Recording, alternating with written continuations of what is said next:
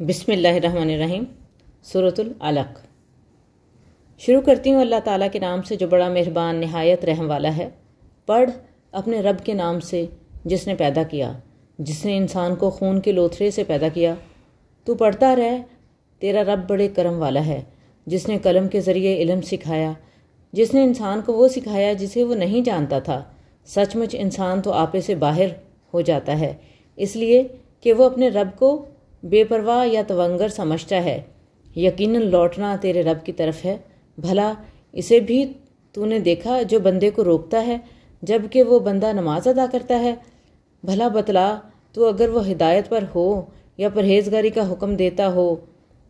بھلا دیکھو تو اگر یہ جھٹلاتا ہو اور منہ پھیرتا ہو تو کیا اس نے نہیں جانا کہ اللہ تعالیٰ اسے خوب دیکھ رہا ہے؟ یقیناً اگر یہ باز نہ رہا تو ہم اس کی پیشانی کے بال پکڑ کر گھسیٹیں گے، ایسی پیشانی جو جھوٹی خطا کار ہے۔ یہ اپنی مجلس والوں کو بلا لے، ہم بھی دوزخ کے پیادوں کو بلا لیں گے۔ خبردار، اس کا کہنا ہرگز نہ ماننا، اور سجدہ کر اور قریب ہو جا۔